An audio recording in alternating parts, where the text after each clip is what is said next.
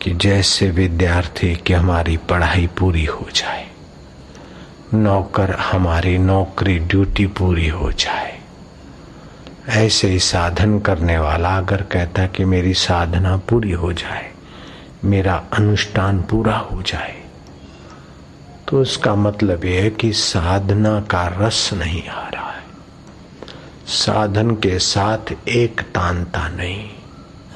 साधन के साथ जब एक तानता होती है तो पूरा हो जाए बोले हाश, तो आप अलग है, साधन अलग है। आप अलग रहकर साधन करोगे तो वह रस नहीं आएगा।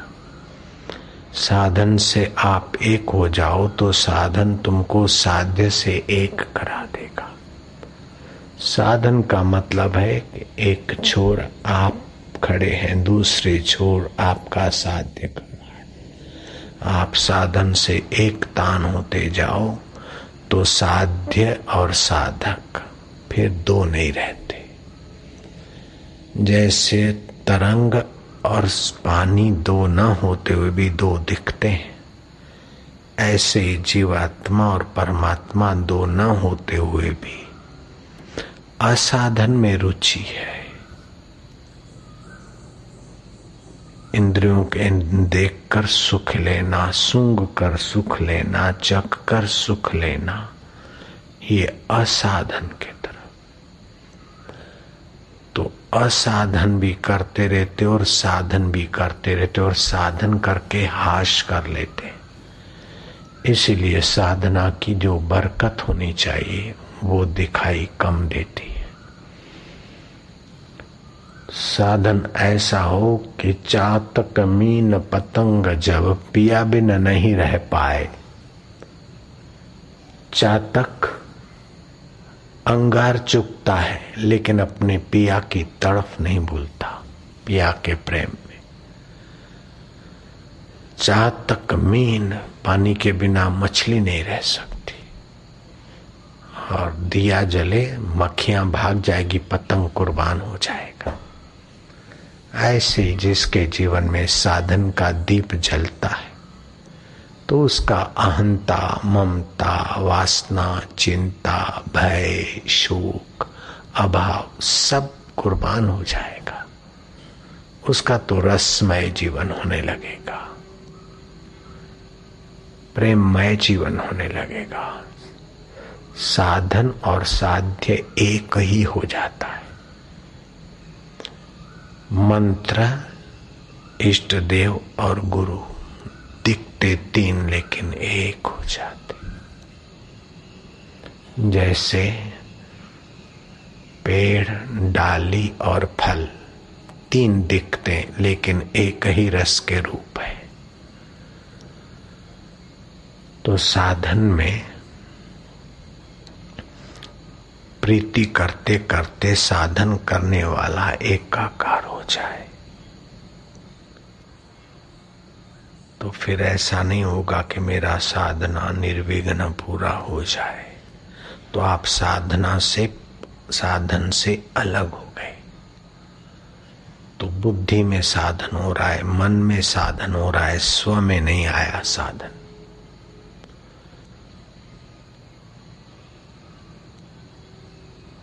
आंखें कुछ कहती है लेकिन मन कहता है नहीं, ये तो ऐसा नहीं ठीक, ऐसा होगा। बुद्धि बोलती नहीं, ऐसा होगा, ऐसा करें। रिश्तेदार और समाज बोलते नहीं, ऐसा करो। आपका साधन अगर एकाकार है तो आप शांत हो जाइए। भीतर से आवाज आएगा, हृदय से। सभी की बात की अवहेलना करके हृदय के आवाज के अनुसार आप करिए, सफल होंगे। इंद्रियों से मन निकट है, मन से बुद्धि निकट है और बुद्धिमानों की सलाह निकट है। लेकिन बुद्धिमान और बुद्धि से भी तुम्हारा हृदय परमात्मा के ज्यादा निकट है। तो हृदय के आवाज से अगर आप निर्णय लेते हैं तो आप हृदयेश्वर की सत्ता को कृपा को, सहयोग को पाते हैं। जैसा मन में आया ऐसा ना करिए, जैसा किसी ने कह दिया ऐसा मत करिए। ज्यादा सुविधाओं के भगत मत बनिए, ज्यादा फैट मत बढ़ाइए। उपवास का आश्रय लीजिए और साधन करते समय इतने प्रीतिपूर्वक साधन करें कि भूख और प्यास कम हो जाए, निद्रा कम हो जाए, आलस्य कम हो जाए। अगर 40 दिन कोई ठीक से साधन करे तो उसके शरीर के रोग क्षीण होने लगेंगे, मन का भय, बुद्धि का विषाद, असमंजस दूर हो जाएगा। हमने तो 40 दिन का अनुष्ठान पूरा किया, उसके पहले ही कितनी अनुभूतियां होने लगी थी। और फिर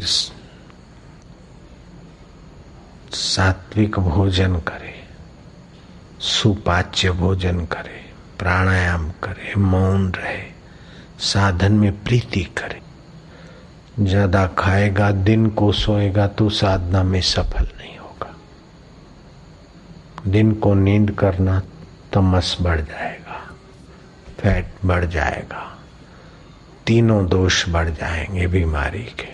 दिन को नहीं सोना चाहिए। योगी के लिए 4 घंटे नींद,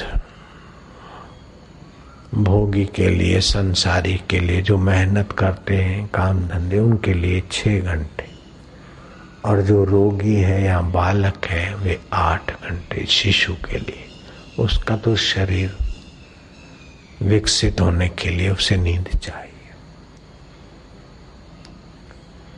सूरज उगने के 2.25 घंटे पहले उठकर साधन करें तो दिन भर के साधन की अपेक्षा वो 2.25 घंटे जोरदार बरकत देने वाले होंगे। और सूरज उगने के पहले स्नान कर ले। अगर वायु प्रकृति है, वायु है, गठिया है, तो गर्म पानी से पंच स्नानी ही कर ले। वायु की तकलीफ है तो मेथी कूट के रख दे, आधा चम्मच सुबह, आधा चम्मच शाम भिगा दे। सुबह की भीगी शाम ले, शाम की भीगी सुबह ले, घुटने मजबूत हो जाएंगे, वायु की तकलीफ कम हो जाएगी। फैट है तो 3 टाइम ले। अपना शरीर साधन के अनुकूल बना दो।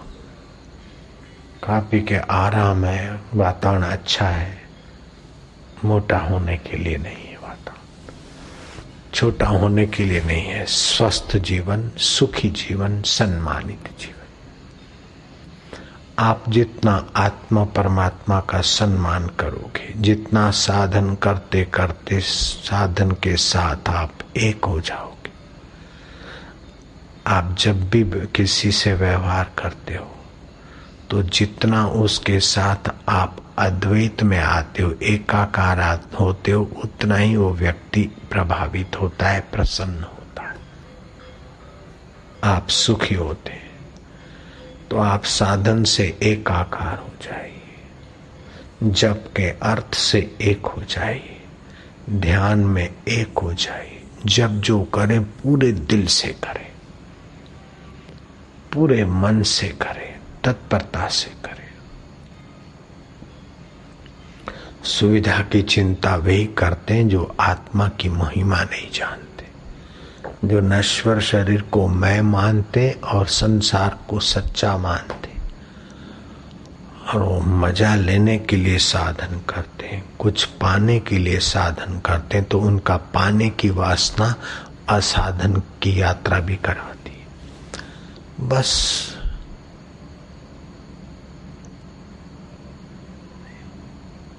ईश्वर की प्रीति के लिए ईश्वर का स्मरण। रबिया कहती कि अल्लाह ताला, अगर मैं बिस्त की लालच से तेरी बंदगी करती हूँ तो तुम मुझे दोजक में धकेल दीजिए। अगर दोजक के भय से मैं तेरी बंदगी करती हूँ तो तुम मुझे जरूर दोजक की आग में जलाइयो। क्या तू इतना प्यारा नहीं कि तेरे बंदगी के बिना रहा न जाए? क्या तू इतना महान नहीं, इतना हितैषी नहीं, इतना परम सुख स्वरूप नहीं कि तेरे बिना रहा न जाए? तो साधन का मतलब है कि आप ईश्वर के सुमरण, ईश्वर के जप ध्यान के बिना रह न सके। जैसे शरीर श्वास के बिना नहीं रहता, ऐसे मन जब जप ध्यान सत्संग सत्शास्त्र के बिना न रह सके तो समझना कि आप साधन के साथ एक हो रहे हैं। क्या करे यार, मंत्र लिया है, मेरी माला पूरी हो जाए भगवान, निर्विघ्न पूरी हो जाए। तो क्या जैसे बच्चे रिसेस की अथवा छुट्टी का इंतजार करते, ऐसी हालत नहीं है आपकी। नौकर पगारदार शाम होने का इंतजार करते, ऐसी हालत नहीं क्या? संत कबीर ने देखा कि लोग उतरा सा मुंह लिए जा रहे। क्यों ऐसा उदास? बोले आज मजूरी नहीं मिली महाराज। राजाओं के साथ, कड़ियाओं के साथ, जो राजे होते ने ईंटें लगाते दीवार पर, मजदूरी पे लोग नहीं ले गए, कामकाज मंदा है। कबीर ने कहा चिंता ना करो, बैठो, भोजन बन रहा है, दोपहर हो रही है, भोजन करो, माला लो, माला जप करना, सूरज अस्त होते ही शाम को जितना तुम रोज कमाते हो उतने पैसे ले जाना। बोले महाराज आधा दिन हो गया, पूरे दिन के पैसे मिलेंगे और खाना भी। कबीर ने कहा क्यों नहीं, रहो। भोजन किया, थोड़ा आराम कर लो, 5-25 में माला दी। वाह भैया, ये तो कुछ नहीं करना, खाली माला घुमाना। लेकिन साधन में प्रीति न होने के कारण रस नहीं आया।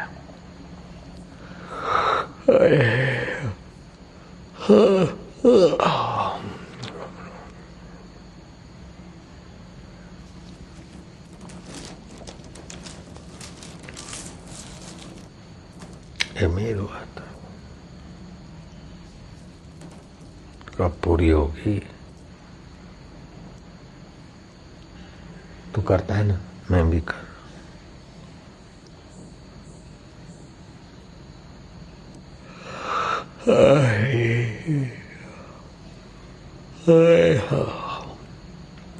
न रस यस्य आलस्य। साधन में रस नहीं आ रहा है, आलस्य बढ़ गया।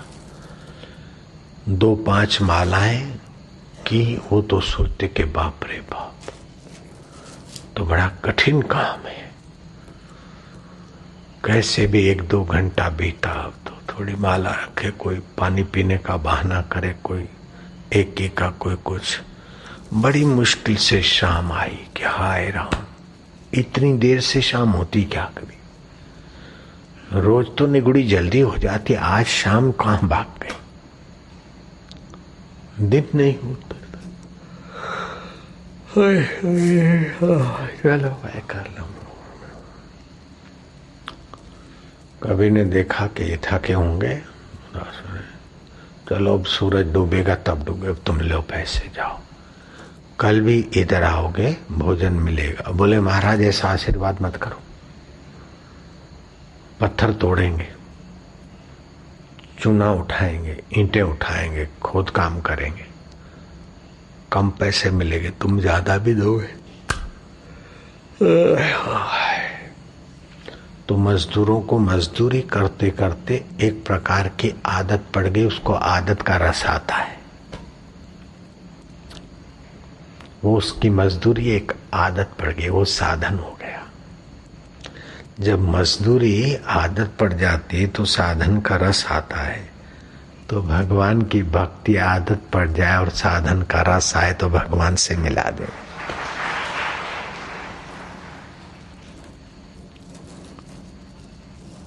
प्रीति पूर्वक जपे, अर्थ समझते हुए जपे।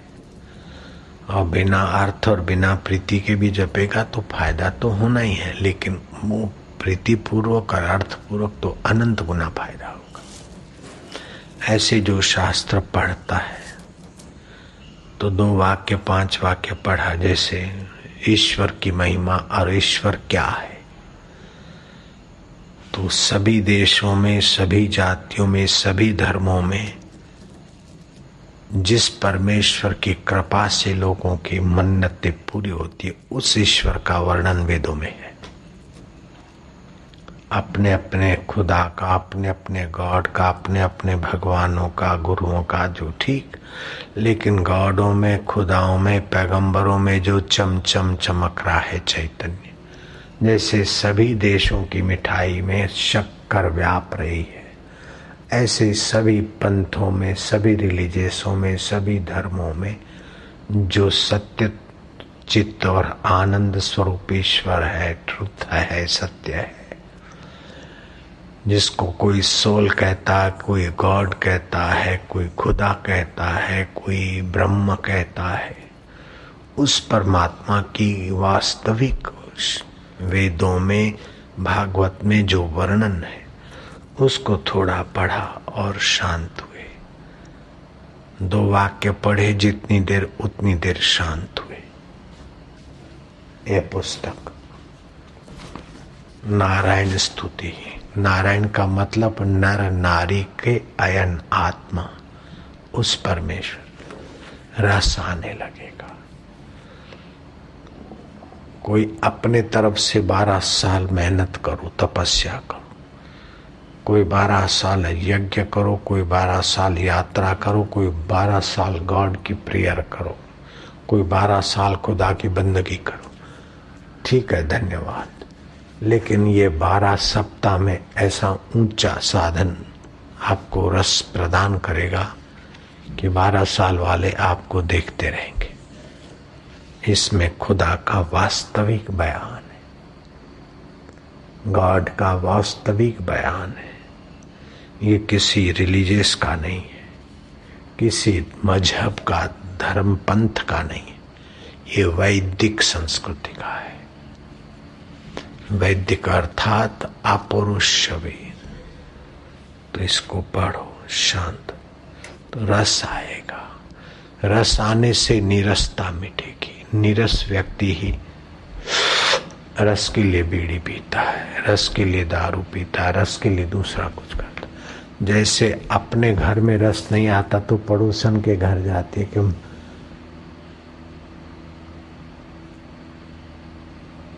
बग्गू की माँ क्या बनाया है,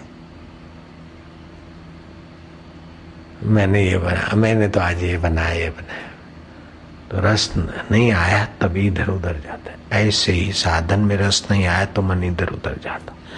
जो जो साधन में रस होता जाएगा त्यों त्यों मन शांत होता जाएगा, प्रसन्न, और थोड़ा उठने की इच्छा ना हो, ये साधन है।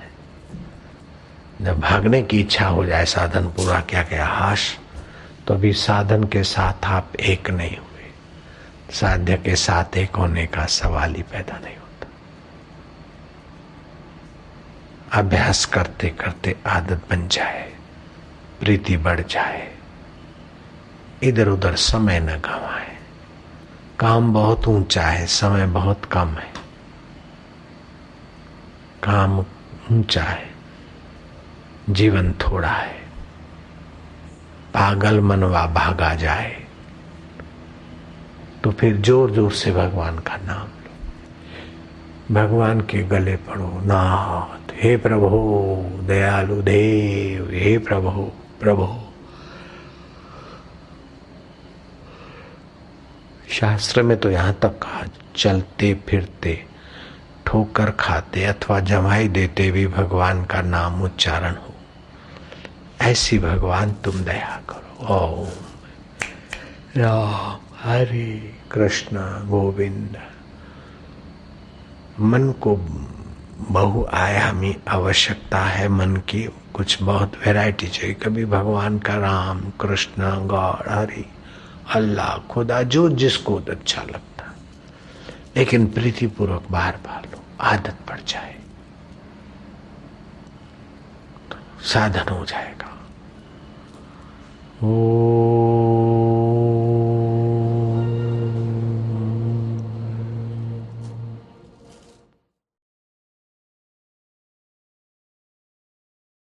मेरे गुरुजी कहते थे, भगवान की कसम खा के बोलता हूँ, सब लोग भगवान का दर्शन रोज करते हैं। गहरी नींद में इंद्रियां मन में, मन बुद्धि में, बुद्धि परमात्मा में लीन हो जाती है। सुबह उठे तो थोड़ी देर शांत बैठ जाए, वो परमात्मा स्थिति है। नींद से उठते ही शांत बैठ जाए, ध्यान भजन करके शांत बैठ जाए। परमात्मा स्थिति में जितनी क्षणें अधिक, उतना ही जीवन सुखमय ज्ञानमय हो जाएगा। अपने को ज्यादा संसार में खपाओ मत। 18,000 श्लोक लिखकर तैयार कर दिए, महाभारत के 1,00,000 श्लोक लिखकर तैयार कर दिए। गणपति से व्यास जी ने कहा कि आप एक शब्द भी नहीं बोले। गणपति ने कहा कि मुझे मौन की महिमा का पता है, वचोगुप्ती का महत्व मैं जानता हूं। दीपक में तेल कम हो या ज्यादा हो, लेकिन दिया जलने से तेल खपता है। ऐसे वाणी बोलने से शरीर का सार भाग, ओज का सात्विक हिस्सा, मज्जा का मध्यम हिस्सा और मांसपेशी और जीवनी शक्ति का हिस्सा, ये तीनों खर्च होते वाणी में। गणपति ने कहा इसीलिए मैं मौन रहता हूं। गांधी जी हफ्ता में एक दिन मौन रहते थे।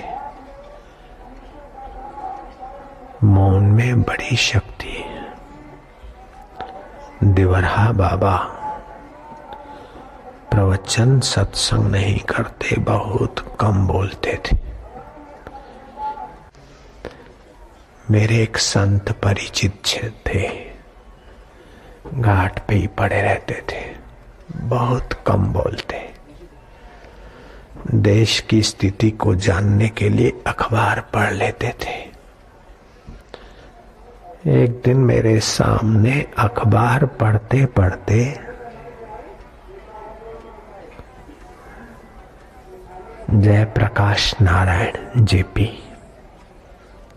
का भाषण, युवकों को आगे आना चाहिए, भ्रष्टाचार को रोकने के लिए युवक का कदम आगे बढ़ाएं। आधी आधी उत्तेजक भाषण था। उस महापुरुष ने अखबार पढ़कर मेरे तरफ फेंकी, बोले आशाराम, जेपी को कह दो कि आराम करें। क्या युवक भ्रष्टाचार नहीं करते क्या?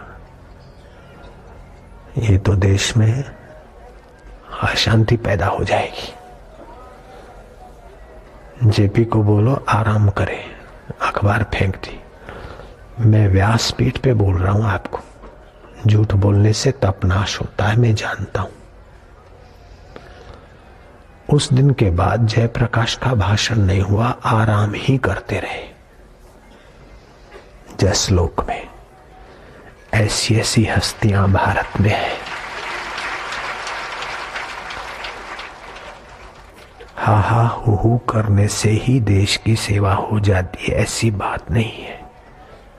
आप जितना ईश्वर में होते हैं, उतना आपकी, कुटुंब की, समाज की, देश की उन्नति हो जाती है। जो कुछ उथल पाथल होती है, कुछ नए सर्जन के लिए। माँ मिठाई खिलाती और सुखद अवस्था देती है, तभी भी उसकी कृपा है, और कभी भूखा रखती और पिटाई करती है, तभी भी उसकी कृपा है। ईश्वर की कृपा न जाने क्या क्या रूप लेकर आती है। राजा आम चूस रहा था चांदनी रात में। सिपाही मुजरिम को सुबह फांसी पर लगाने के लिए ले जा रहे थे। तेज बहादुर आम चूसता जा रहा है चांदनी में। हे भगवान, मेरी मुकद्दर कितनी अच्छी। हम राजे लोग कईयों को मौत के घाट उतारा, फिर भी मौज से आम खा रहे, और उसने एक खून किया और वो फांसी चढ़ने जाएगा। तो उस पर नाराज और हम पर राजी है। ऐसे बड़बड़ाता जा रहा है। उसे पता नहीं था कि गुरुजी पीछे आके खड़े हैं। गुरुजी ने कहा, तेज बहादुर क्या बोलता है? बोले, महाराज भगवान की कितनी कृपा है, मैं राजा बनकर ऐश कर रहा हूं और कई मर्डर करवाए मैंने। ऐसे वैसे इतनी सत्ता पे नहीं आते, कुछ न कुछ हेरा फेरी होती, फिर भी मौज कर रहे। और उसने एक मर्डर किया, फांसी चढ़ा है। भगवान उस पर नाराज है और मुझ पर राजी। गुरु ने कहा, भगवान की कृपा को मानवीय बुद्धि की तराजू से नहीं तोला जाएगा। तेरे शरीर से व्यवस्था का काम करवा के तेरा कल्याण करना चाहते, इसलिए तू जिंदा है, और उसको नया शरीर देकर नई यात्रा करवाकर उसकी उन्नति करना चाहते, इसलिए उसको फांसी दे रहे।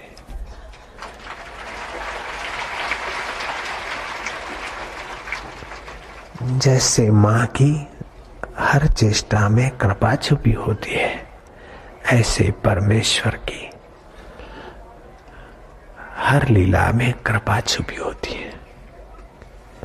मैं सोच नहीं सकता कि मैं यहां होऊंगा, लेकिन पहुंच गया। जयराम जी की आपके संकल्प, उसकी कृपा, आपका हमारा मेल हो गया।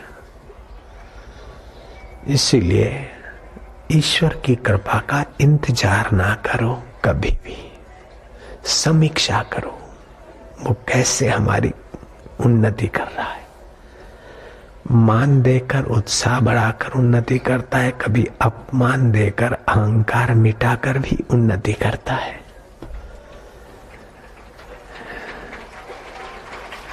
कभी स्नेही और मित्र देकर उन्नति करता है, तो कभी स्नेही और मित्रों से गद्दारी करवाकर स्वावलंबित करके सचमुच में उन्नति करता है। जो भरोसा अपने आप पर रखना चाहिए, ईश्वर पर, वो भरोसा अगर बेटे पर, पत्नी पर, पति पर, पड़ोसी पर करा, तो वहां से वही मनुष्य पैदा करके वो आपको स्वावलंबी बनाता है। उसकी कृपा है। ओम ओम ओम। मौन का आश्रय बड़ा फायदा करता है। सुबह शांत रहने का अभ्यास बढ़ाना। ओम ओम ओम। नारायण हरि।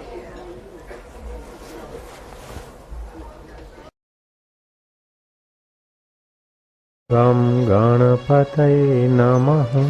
गम गणपतये नमः। ये गम शब्द बीज मंत्र है। गम गम उच्चारण करने से ज्ञान की आभा ज्ञान तंतुओं में विकसित होती।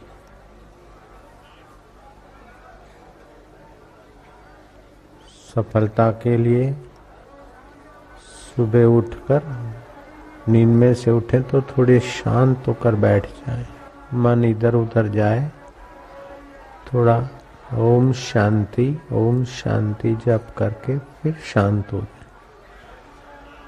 इससे परमात्मा विश्रांति बढ़ेगी। वस्तुओं का आश्रय लेने से लोभ बढ़ेगा, मोह बढ़ेगा, विकार बढ़ेंगे और 84 लाख योनियों में भटकान बढ़ेगी। लेकिन परमेश्वर का आश्रय लेने से अहम पिघलेगा परमात्मा में, मोह लोभ तो मिटेगा, लेकिन ज्ञान, शांति, आनंद और अद्भुत सुख और सामर्थ्य प्रगटेगा। आपका शरीर रहे तब तक शरीर से सत्प्रवृत्ति हो, विश्व मानव की भलाई का काम हो, इससे विश्व प्रेम उभरेगा। विश्व प्रेम उभरने से सुगमता पूर्वक परिवर्तनशील संसार की आसक्ति मिटेगी और अपने आप में, अपनी आत्मा में, अपने परमेश्वर स्वभाव में स्थिति हो जाएगी। भगवान नारायण अपने आप में, भगवान शिव अपने आप में, और भी जो महापुरुष अपने आप में शांति पाने में सफल हुए, उनके द्वारा बहुत सारे विश्व कल्याण के काम हो ही जाते हैं। जीवन थोड़ा है, बाहर के आकर्षण प्रलोभन बहुत है, शरीर बीमार हो जाते हैं, मन दगा दे देता है, बुद्धि परमात्मा देव को पकड़ नहीं पाती। तो ऐसे मौके पे एकदम सरल उपाय, सुगम उपाय और स्वास्थ्य प्रदायक उपाय बहुत जरूरी है।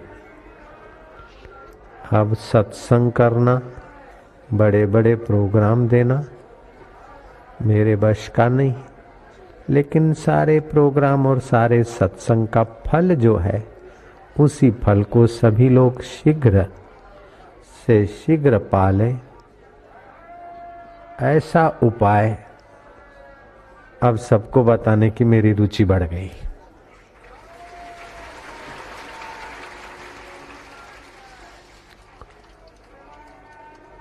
तो आप क्या करेंगे?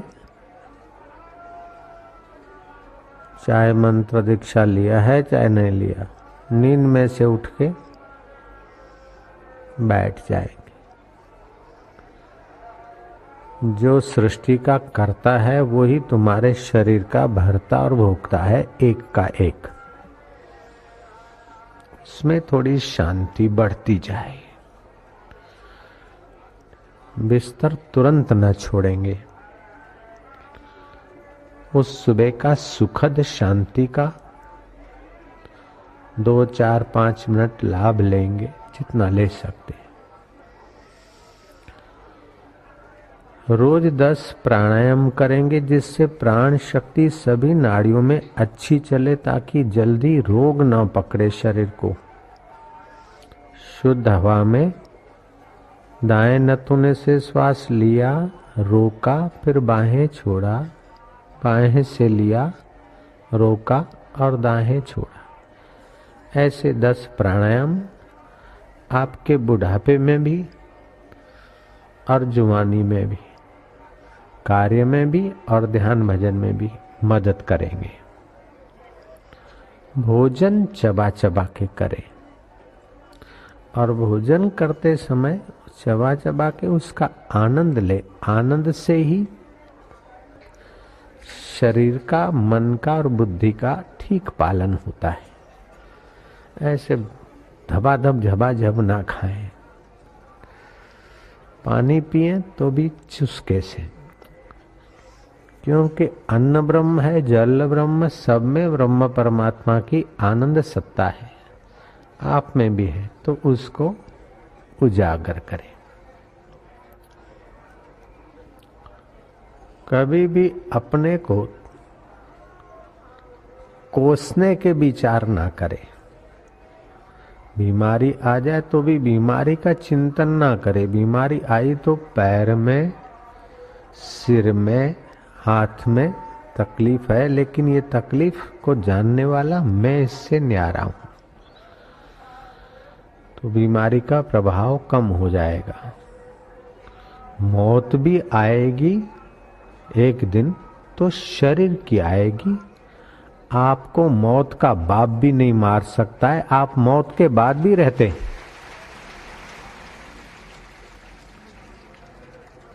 तो मैं मर जाऊंगा, मेरा क्या होगा, छोरी छोरों का क्या होगा, कुटुंब का क्या होगा, उसकी फिक्र छोड़ दें। करोड़ों बार शरीर पैदा हुए, करोड़ों बार मर गए, तो तुम्हारा कुछ नहीं बिगड़ा, तो अभी वो क्या कर लेगा। गीता में 4 विद्याएं मुख्य हैं। अभय विद्या, अपने को आत्म रूप में जानो। साम्य विद्या, ईश्वर विद्या। तो ये सुख दुख आ जाए तो भी उसको बहने दो, उसमें आप जुड़ो मत, सम रहो। सफलता मिले तो ईश्वर की प्रसादी है, और विफलता मिले तो ईश्वर हमको सावधान कर दे। ईश्वर की प्रीति, उसका स्वीकार और उससे स्नेह करो तो ईश्वर विद्या का लाभ मिलेगा। अपने को शरीर मत मानो, शरीर 5 भूतों का है। अपने को संसार की दास्ता से ऊपर ले आओ। संसार की गुलामी, विकारों की गुलामी से अपने को ऊपर लाओ। कैसे लाए? सम रहो। सम कैसे रहे? सुख आए तो एकदम ललक मत पड़ो, और दुख आए तो सुकड़ मत जाओ। सुख बांटने की चीज है और दुख पैरों तले कुचलने की चीज है, और समता अपने घर की चीज। इन सूत्रों को समझ लोगे तो थोड़े ही समय में 84 लाख योनियों में भटकाने वाला अज्ञान मिट जाएगा, और अपने आत्मा को सोहम स्वरूप में पाकर विहंग मार्ग। जयराम जी बोलना पड़ेगा।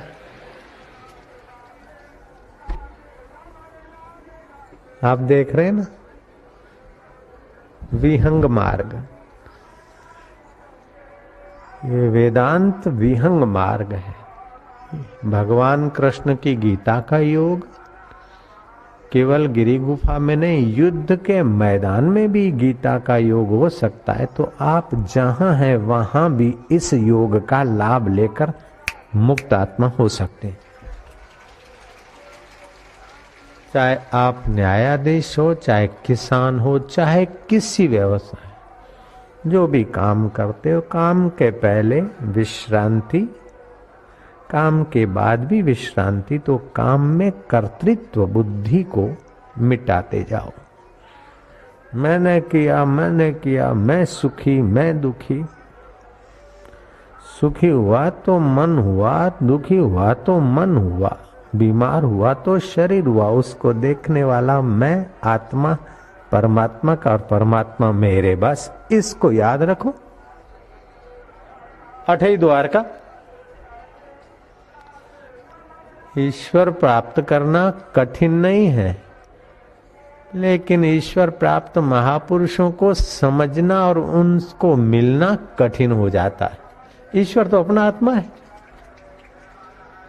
मैंने तो बहुत पापड़ वेले, क्या क्या किए, क्या क्या रातें जगा, लेकिन जब मिला तो लगा कि ओए हो, वो थे न मुझसे दूर, न मैं उनसे दूर था। आता न था नजर तो नजर का कसूर था, तेरा नहीं।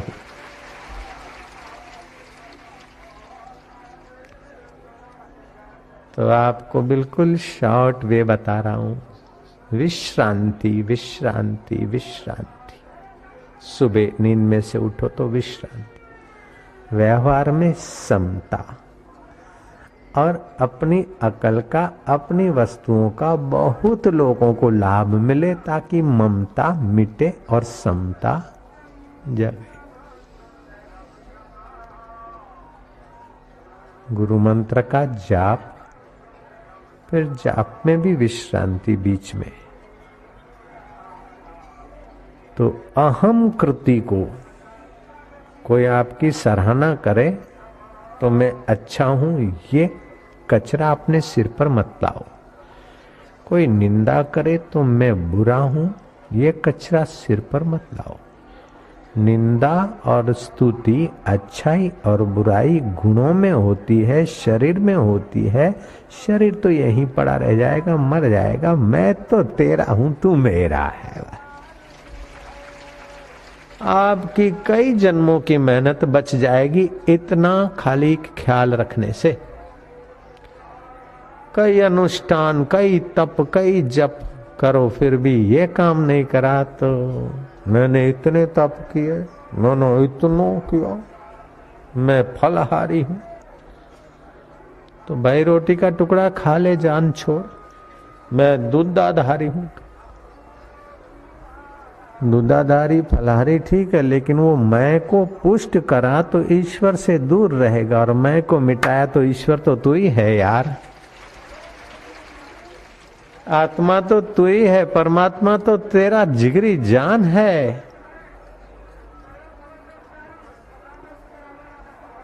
सो प्रभ दूर नहीं, हाजरा हजूर जागंदी जोत, आद सत जुगात सत, है भी सत नानक हो से भी सत।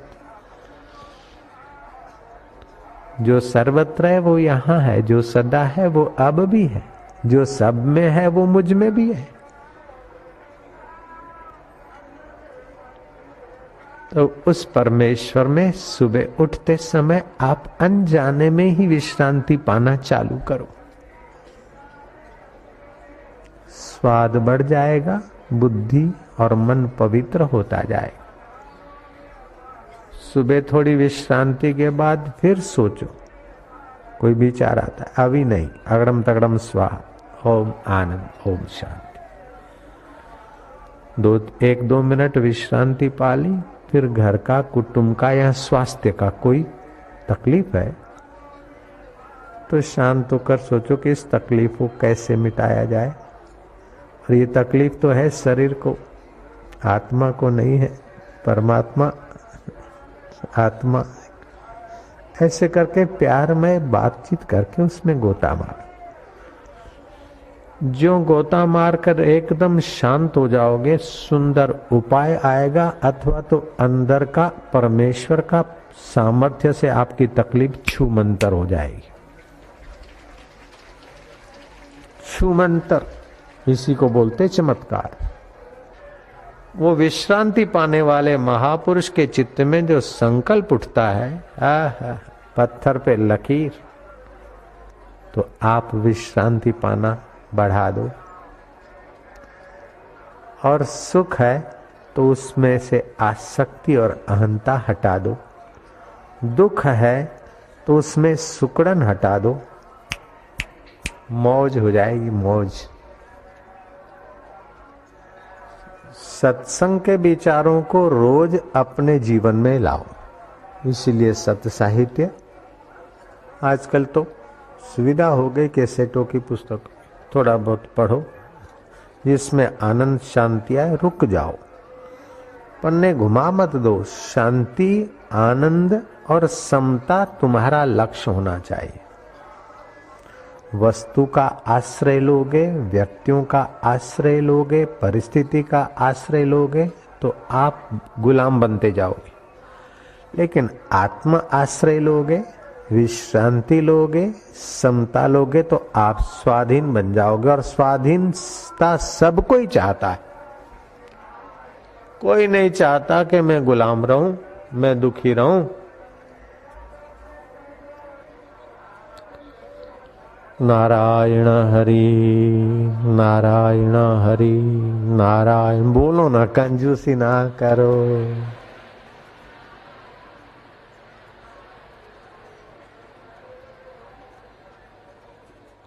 जल में, थल में, सब में व्यापे हुए सर्वेश्वर को गंगे, यमुने, सरस्वती आदि करके भी पूज सकते हैं, और पत्थर की प्रतिमा में भी हम अपने परमात्मा भाव को उभार सकते हैं।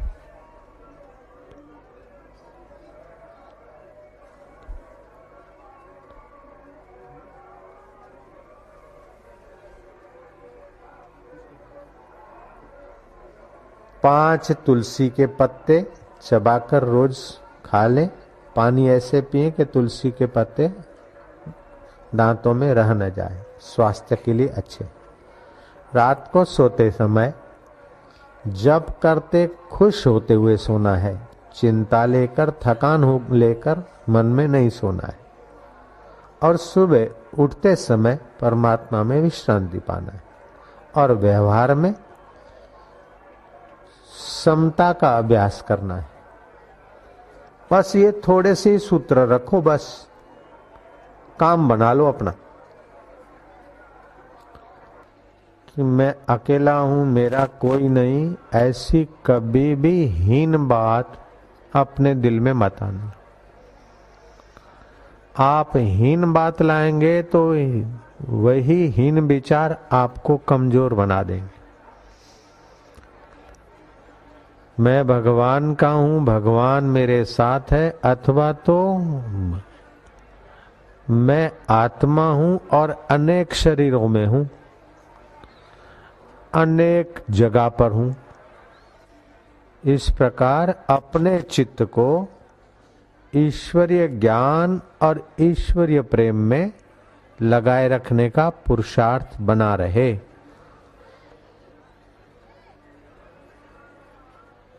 जप करते करते शांति और आनंद बढ़ रहा है, ऐसी भावना करें। ध्यान करते करते झोंका न आए, इसकी सावधानी में बीच बीच में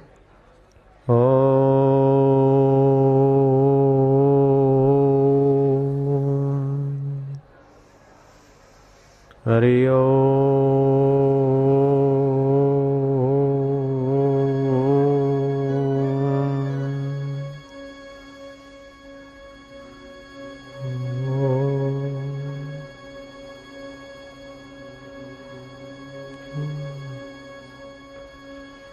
हर्ष उच्चारण करने से पाप नाश होते हैं, दीर्घ उच्चारण करने से सफलताएं मिलती है और प्लुत उच्चारण करने से चित्त शांत होता है।